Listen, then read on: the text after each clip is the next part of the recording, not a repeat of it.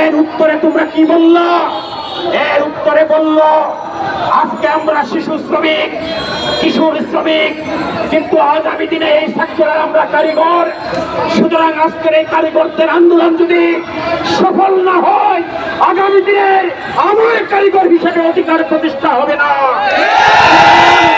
আজকের একজন শিশু, একজন কিশোর জানে তার অধিকার কি, সেই কারণে শিশু মালিকরা জবাব দিয়েছে। এইভাবে পুলিশের ভয় দেখিয়ে, কারখানায় তালা লাগিয়ে আপনারা সকলকে আটকিয়ে রাখতে পারবেন না। বন্ধুগণ, এটি হচ্ছে এই সেক্টরের শ্রমিকদের আন্দোলনের মেজাজ।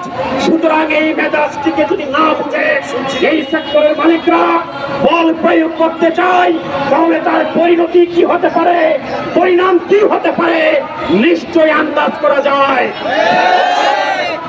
বিভিন্ন মাস্তান ভাড়া করা হয়েছে, সন্ত্রাস ভাড়া করা হয়েছে। আমরা বিগত আওয়ামী লীগ সরকার স্বৈরতন্ত্র প্রতিষ্ঠা করার জন্য তার বিভিন্ন যুবলীগ, শ্রমিক লীগ, বিভিন্ন লীগ তৈরি করেছিল। কিন্তু আজকে আমরা দেখলাম এইসব যুবলীগ, ছাত্রলীগ, শ্রমিক লীগের জায়গায় আবার নতুন করে স্বৈরতন্ত্রের আরেক রূপ তৈরি হচ্ছে, যারা শ্রমিকদেরকে, জনগণকে হুমকি দেয়। আমরা তাদেরকে পরিষ্কার ভাবে বলতে চাই, বিগত 15-16 বছরে আওয়ামী লীগের দুঃশাসনের স্বৈরতন্ত্রের পরিণতি কি হয়েছে আপনারা সেটা অবগত আছেন।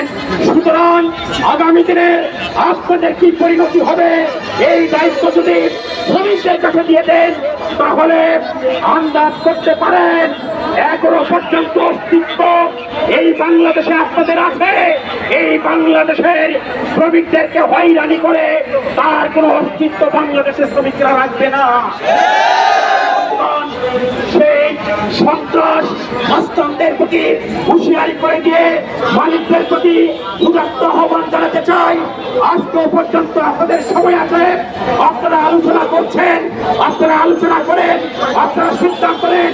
সিদ্ধান্ত নিয়ে অনতিবিলম্বে আলোচনা করে এই 6 দফার প্রেক্ষিতে কার্যকর পদক্ষেপ নেন। নতুবা শুধু এই সেক্টর নয়, সিদ্দিক বাজার নয়, আলুর বাজার নয়, সমগ্র ঢাকা অঞ্চলে লোকাল গার্মেন্টসের শ্রমিকরা, সরকারি শ্রমিক, তৈরি পোশাক শিল্পের শ্রমিকরা, কটন টেক্সটাইল শ্রমিকরা এবং বাংলাদেশের সমস্ত পর্যায়ের শ্রমিকরা মাঠে নামবে। বাংলাদেশ